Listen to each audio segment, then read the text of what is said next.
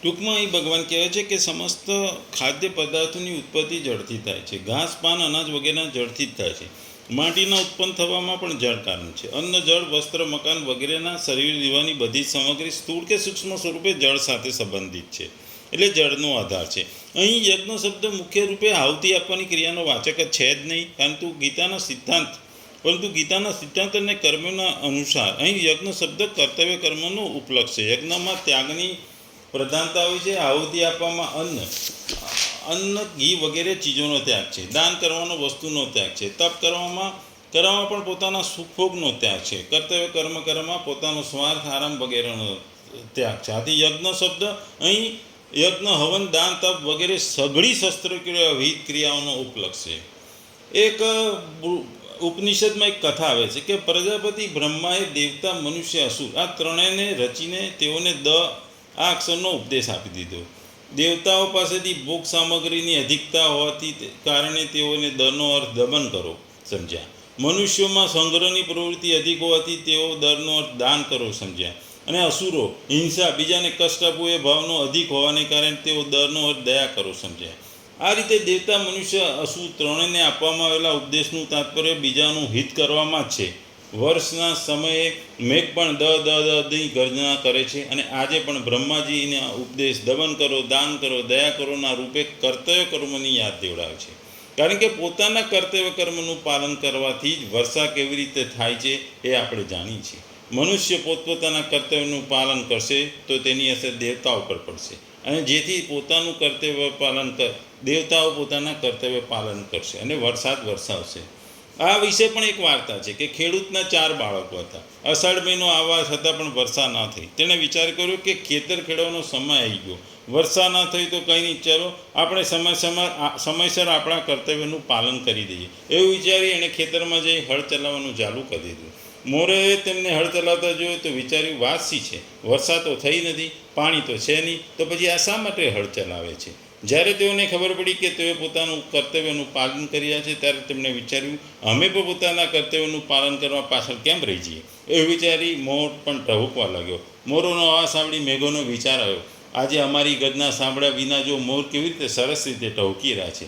બધી વાતની ખબર પડતા તેઓ વિચાર્યું કે અમે પોતાના કર્તવ્ય પાલનમાંથી કેમ પાછા હટી છીએ, અને તેઓએ પણ ગર્જના કરવાની શરૂઆત કરી દીધી. મેઘોની ગર્જના સાંભળીને ઇન્દ્રએ વિચાર્યું કે એ પોતાના કર્તવ્ય પાલન કેમ કરતો નથી, એટલે વિચાર્યું કે એ પણ પોતાના કર્તવ્ય પાલન કરે. એટલે એણે ઇન્દ્રે પણ મેઘોને વર્ષા કરવાની આજ્ઞા આપી. આમ મેઘોને એટલે મીન્સ ઇન્દ્રને પણ પ્રસન્ન થાય, એટલે કે દેવોને પ્રસન્ન ક્યારે થાય કે દરેક જણ પોતપોતાનું કર્તવ્ય કર્મનું પાલન કરે. અહીં ખેડૂતે હળ ચલાવ્યું, મોરે એનો ટહુકાર કર્યો, વાદળોએ ગર્જના કરી, એટલે ઇન્દ્રને પણ પોતાના કર્તવ્ય કર્મનું પાલનનું યાદ આવ્યું. એટલે અહીં ભગવાન એટલે જ કહે છે કે નિષ્કામ ભારપૂર્વક કરવામાં અલૌકિક અને શાસ્ત્રીય બધા જ કર્મનું નામ યજ્ઞ છે. બ્રહ્મચારી માટે અગ્નિહોત્રી કરવો એ યજ્ઞ છે. એવી રીતે સ્ત્રીઓ માટે રસોઈ બનાવી એ પણ યજ્ઞ છે. આવી રીતના જ્ઞાતા કેવળ લોકોના હિત માટે વૈદિક કર્મ કરે એ પણ યજ્ઞ છે. વિદ્યાર્થી પોતાના માટે અધ્યયન કરે એ પણ યજ્ઞ છે. વેપારી પોતાનો વેપાર કરે એ પણ યજ્ઞ છે. એટલે દરેક જણે પોતપોતાના યજ્ઞનું એટલે કર્મનું પાલન કરવું. વેદો કર્તવ્ય કર્મો કરવાની વિધિ દર્શાવે છે. મનુષ્યને કર્તવ્ય કર્મ કરવાની વિધિ જ્ઞાન વેદોમાંથી મળે છે, અને વેદોને લીધે જ કર્મોને વેદોથી ઉત્પન્ન થયેલો કહેવામાં આવે છે. વેદ શબ્દ અંતર્ગત આપણે જોયું કે ઘણા 4 વેદો છે, સાથે સાથે સ્મૃતિ, પુરાણ, ઇતિહાસ, રામાયણ, મહાભારત, ભિન્ન સંપ્રદાયના આચરણના અનુભવો અને વચનો વગેરે સમસ્ત વેદાનુકાળ શાસ્ત્રો સાથે સમજવા જોઈએ. અહીં બ્રહ્મપદનું વાચક એટલે કે વેદો સચ્ચિદાનંદ પરમાત્મા દ્વારા પ્રગટ થયા છે. આ રીતે પરમાત્મા જ બધાનું મૂળ છે. પરમાત્મા દ્વારા વેદો પ્રગટ થયા. વેદો કર્તવ્ય પાલનની વિધિ દર્શાવે છે. મનુષ્ય એ કર્તવ્યનું વિધિપૂર્વક પાલન કરવાનું છે. કર્તવ્ય કર્મ જો પોતાના વ્યવસ્થિત દરેક જણ પાલન કરે તો યજ્ઞ થાય છે, અને યજ્ઞથી વરસાદ થાય છે, અને વરસાદથી અન્ન થાય છે, અન્નથી પ્રાણીઓ થાય છે, અને પ્રાણીઓમાંથી મનુષ્ય કર્તવ્ય કર્મોના પાલનથી યજ્ઞ કરે છે. આ સૃષ્ટિનું એક મોટું ચક્ર છે, અને આ ચક્ર હંમેશા ચાલતું રહે છે. એ ચક્રમાં જ્યારે ભંગાણ પડે ત્યારે દરેક જણ પોતપોતાના કર્તવ્ય કર્મનું પાલન ના કરે. કર્તવ્ય કર્મનું પાલન ના કરે, યજ્ઞ ના થાય, યજ્ઞ ના થાય એટલે વરસાદ ના પડે, અતિવૃષ્ટિ એટલે એટલે દુકાળ પડે, દુકાળ પડે એટલે અનાજ ના થાય, અનાજ થાય એટલે મનુષ્ય થઈ પ્રાણીઓને તકલીફ પડે, એમને ભોજન ના મળે, એમને સામગ્રી ના મળે. એટલે અહીં ભગવાન કે અહીં બ્રહ્મપદનો અક્ષર સગુણ નિરાકાર પરમાત્મા સાથે છે. આથી સર્વગત સર્વવ્યાપી પરમાત્મા છે, વેદ નહીં. સર્વવ્યાપી હોવા છતાં પરમાત્મા વિશેષ રૂપથી યજ્ઞમાં સદા વિદ્યમાન રહે છે. અને તાત્પર્ય છે કે જ્યારે નિષ્કામ ભાવે કર્તવ્ય કર્મનું પાલન કરવામાં આવે ત્યાં પરમાત્મા હંમેશા રહે છે અને પરમાત્મા પણ ત્યાં ખેંચાઈને આવે છે. અહીં આપણે જેમ સમજ્યા આ સૃષ્ટિ ચક્રને, અહીં જો આપણે ઇસ્કોનના જે ગીતા છે, કારણ કે એમાં એમના જે લેખક છે કે જે ઇસ્કોનની ગીતાના મેઇન લેખક છે એ સ્વામી પ્રભુપાદ હતા. હવે સ્વામી પ્રભુપાદ એ ભગવાન કૃષ્ણના અનન્ય ભક્ત હતા, એટલે એમના માટે સર્વસ્વ ભગવાન કૃષ્ણ હતા. ભગવાન કૃષ્ણ સિવાય એમને કશું દેખાતું નહોતું. એટલે એમણે ઘણી જગ્યાએ જે ગીતાનો ભાવાર્થ છે એ બીજા કરતાં ઇસ્કોનનો ઘણી વખત જુદો પડે. એનું કારણ જ એ છે કારણ કે એમણે ભગવાન કૃષ્ણને જ પોતાના સર્વસ્વ માન્યા હતા, એટલે કૃષ્ણને સંબોધીને જ એમણે ગીતા લખેલી છે. એટલે ઘણી વખત લોકો આ કૃષ્ણને કેન્દ્રિત ગીતાની ટીકા પણ કરે છે અને આમ ઘણા લોકોના વખાણ કરે છે. તો આ બે જે શ્લોક, જે સૃષ્ટિચક્રના શ્લોકમાં ઇસ્કોન આપણને શું કહે છે એ આપણે જોઈએ. અહીં ભગવાન ગીતાના એટલે અહીં ઇસ્કોન કહે છે કે ભગવદ્ ગીતાના મહાન ભાષ્યકાર શ્રીલ બલદેવ વિભૂષણ આ પ્રમાણે લખે છે કે સમસ્ત યજ્ઞોના ભોક્તા તરીકે જાણીતા સુપ્રસિદ્ધ પરમેશ્વર સમગ્ર દેવોના સ્વામી છે. અને જેવી રીતે શરીરના અંગોની શરીરોની સેવા કરે છે તેવી જ રીતે સમગ્ર દેવો તેમની સેવા કરે છે. ઇન્દ્ર હોય, ચંદ્ર હોય કે વરુણ હોય, જે દેવો જે ભગવાને નિયુક્ત કરેલા અધિકારી છે, જેઓ ભૌતિક વિશ્વના કાર્યોની વ્યવસ્થા કરે છે. આ બધા વેદ અને દેવોને પ્રસન્ન કરવા યજ્ઞો કરવાનો નિર્દેશ કરે છે કે જેથી જેઓ અન્ન ઉત્પાદન માટે પૂરતા પ્રમાણમાં વાયુ, પ્રકાશ, જળ બધું પ્રદાન કરે. જ્યારે ભગવાન કૃષ્ણની પૂજા થાય છે ત્યારે તેના અંગરૂપી વિભિન્ન દેવો પણ આપોઆપ પૂજા થઈ જાય છે. તેથી દેવોની ભિન્ન પ્રકારની પૂજા કરવાની કોઈ જરૂરિયાત નથી. આ જ કારણે કૃષ્ણ ભાવના પરાયણ ભગવત ભક્તો પ્રથમ કૃષ્ણને ભોજન સામગ્રી અર્પણ કરે છે અને પછી પોતે ભોજન લે છે, જે એને પ્રસાદ કહે છે. આ એવી પદ્ધતિ છે કે જેના વડે શરીરનું આધ્યાત્મિક પોષણ થાય છે. આમ કરવાથી શરીરના પૂર્વકૃત પાપ નષ્ટ થઈ જાય છે. એટલું જ નહીં, શરીર ભૌતિક પ્રકૃતિના સર્વ સંગ દોષ સામે સુરક્ષિત થઈ જાય છે.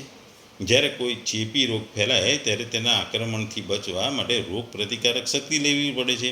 જેમ આપણે કોરોનામાં જોયું, એવી જ રીતે ભગવાન વિષ્ણુને અર્પણ કર્યા પછી ગ્રહણ કરેલું અન્ન આપણને ભૌતિક આસક્તિના રોગ સામે પૂરતી પ્રતિકારક શક્તિ આપે છે. જે મનુષ્ય આ વ્યવહારની ટેવ પડી જાય છે તે ભગવત ભક્ત છે. તેથી માત્ર કૃષ્ણને અર્પણ કરેલું અન્નનું ભોજન કરનાર કૃષ્ણ ભક્તિ પારાયણ મનુષ્ય આત્મા સાક્ષાત્કારની પ્રગતિમાં નડતર પૂર્વેના ભૌતિક સંસર્ગજન્ય દોષોનો પ્રતિકાર કરી શકે છે. તેથી વિપરીત જે મનુષ્ય આમ નથી કરતો તે પોતાના પાપ પૂર્ણ કર્મને વધારતો રહે છે. તે જે પછીના જન્મમાં સર્વ પાપ ફળો ભોગવવા માટે તે ડુક્કર કે કૂતરા જેવું શરીર મળે છે, એને મનુષ્ય શરીર મળતું નથી. આ ભૌતિક જગત અનેક સંસર્ગજન્ય મલિનતાઓથી ભરેલું છે. આથી જે મનુષ્ય ભગવાન વિષ્ણુનો પ્રસાદ ગ્રહણ કરી તેનાથી સુરક્ષિત બની જાય છે અને તેઓ આક્રમણમાંથી બચી જાય છે. આમ ન કરતા મલિનતાનો ભોગ બને છે. ધાન્ય અને શાકભાજી વાસ્તવમાં ખાદ્ય પદાર્થ છે. મનુષ્ય વિવિધ અન્ન, શાક, બળ વગેરે ખાય છે, જ્યારે પશુ આ પદાર્થોનો વધેલો ભાગ તથા ઘાસ ફૂલો વગેરે ખાય છે. માંસાહારી ટેવાયેલો મનુષ્ય પણ શાકના ઉત્પાદન પણ કારણ કે પશુઓ પણ શાક ખાય છે, અનાજ ખાય છે. છેવટે આપણો આધાર ખેતરના ઉત્પાદન પર જ છે. ખેતીની ઉપજનો આધાર આકાશમાંથી થતા વરસાદ ઉપર છે. આવો વરસાદ ઇન્દ્ર, સૂર્ય, ચંદ્ર વગેરે દેવો દ્વારા નિયંત્રિત થાય છે. આ દેવો ભગવાનના સેવક છે. ભગવાનને યજ્ઞો દ્વારા સંતુષ્ટ કરી શકાય છે. તેથી યજ્ઞો નહીં કરનારને અછતનો ભોગ બનવું પડે છે, જે પ્રકૃતિનો નિયમ છે. માટે અન્યની અછત વધવા પણ યજ્ઞ ખાસ કરીને યુગ માટે નિર્દિષ્ટ થયેલો છે, જે સકીર્તન યજ્ઞ કહે છે. અહીં અહીં યથાર્થ કર્મ અર્થાત માત્ર કૃષ્ણની પ્રસન્નતા અર્થે કર્મ કરવાની જરૂર ઉપર આ શ્લોકમાં વધુ સ્પષ્ટ રૂપે કહેલું છે. જો આપણે યજ્ઞ પુરુષ વિષ્ણુની પ્રસન્નતા અર્થે કર્મ કરવાનું હોય તો આપણે બ્રહ્મ અથવા દિવ્ય વેદોની કર્મ દિશાનું જ્ઞાન પ્રાપ્ત પડે. તેથી વેદો કર્મ માર્ગની આચાર સંહિતાઓ છે. વેદોના નિર્દેશન વિનાનું કરેલું કોઈ પણ કર્મ વિકર્મ અથવા અનધિકૃત કર્મ કે પાપ કર્મ કહેવાય છે. કર્મફળમાંથી મુક્તિ રહેવા માટે હંમેશા વેદોમાંથી નિર્દેશન પ્રાપ્ત કરવું જોઈએ. સાધારણ જીવનમાં જેવી રીતે રાજ્યના નિર્દેશન મુજબ મનુષ્ય કાર્ય કરવાનું છે તે રીતે ભગવાનના મહાન રાજ્યના નિર્દેશનમાં પણ તેમને કામ કરવા જોઈએ. વેદોમાં આવા નિર્દેશ છે જ. પૂર્ણ પુરુષોત્તમ પરમેશ્વરના શ્વાસોશ્વાસમાંથી પ્રગટ થયો છે વેદ એમ કહેવાય છે. ભગવાન સર્વશક્તિમાન સંપન્ન હોવાથી શ્વાસોશ્વાસ દ્વારા બોલી શકે છે, કારણ કે બ્રહ્મ સંહિતામાં સમર્થન થયું છે કે ભગવાન પોતાની કોઈપણ ઇન્દ્રિય વડે અન્ય સર્વ ઇન્દ્રિય કાર્ય કરવાનું સામર્થ્ય ધરાવે છે. બીજા શબ્દોમાં કહીએ તો ભગવાન શ્વાસોશ્વાસ દ્વારા બોલી શકે છે અને પોતાના નેત્રોથી ગર્ભધારણ પણ કરી શકે છે. વસ્તુ તો એમ કહેવાય કે તેઓ પ્રકૃતિ પર દૃષ્ટિપાત કર્યો અને સમગ્ર જીવોમાં ગર્ભસ્થ કર્યા. આ રીતે પ્રકૃતિ ગર્ભમાં બુદ્ધ જીવોનો પ્રવેશ કરાવ્યો. તેમણે વૈદિક જ્ઞાન રૂપે નિર્દેશ મળ્યો, જેથી કરી ભગવાનના સાનિધ્યમાં નિજધામમાં પાછા જઈ શકે છે. આપણે હંમેશા યાદ રાખવું જોઈએ કે ભૌતિક પ્રકૃતિ સર્વ બુદ્ધ જીવો ભૌતિક ભોગના ઈચ્છુક હોય છે, પરંતુ વૈદિક આદેશો એવી રીતે આપવામાં આવે છે કે મનુષ્ય તેની વિકૃત ઈચ્છાઓ પૂર્તિ કરી શકે છે અને કહેવાતા સુખ પૂર્ણપણે ભોગવીને ભગવાન પાસે પાછો જઈ શકે છે. બુદ્ધ જીવો માટે મુક્તિ પામવા માટે આ સુવર્ણ અવસર હોય છે. તે માટે તેમણે કૃષ્ણ ભક્તિ પરાયણ થઈ યજ્ઞ વિધિનું પાલન કરવું જોઈએ. જેમણે વૈદિક આજ્ઞાનું અનુસરણ કરતા નથી તેઓ કૃષ્ણ ભાવનામૃતના સિદ્ધાંતોને અપનાવી શકે છે, જે વૈદિક યજ્ઞો કે કર્મ કર્યા બરાબર કહેવાય છે. એટલે ઇસ્કોનના ભાવાર્થમાં કહે છે કે નિયંત્રિત કર્મોનો નિર્દેશ વેદોમાં થયેલો છે. વેદોમાં એનો ઉલ્લેખ છે. વેદ પૂર્ણ પુરુષોત્તમમાંથી ઉત્પન્ન થયું છે. પરિણામે સર્વવ્યાપી બ્રહ્મ યજ્ઞોમાં સદૈવ અવસ્થિત છે. એટલે કે હંમેશા યજ્ઞમાં તમારે કરવા જોઈએ, યજ્ઞને પૂર્ણ રીતે પાલન કરવું જોઈએ અને એ યજ્ઞ પણ વેદો અને શાસ્ત્રોના કયા મુજબ કરવા જોઈએ. એટલે ટૂંકમાં અહીં ભગવાન ચારે વેદોના ભગવાનના શ્વાસમાંથી ઉદ્ભવ્યા અને વેદો પ્રમાણે જ યજ્ઞો કરવા જોઈએ અને યજ્ઞો કરવાથી જ તમને વરસાદની પ્રાપ્તિ થશે, અન્નની પ્રાપ્તિ થશે એવું કહે છે.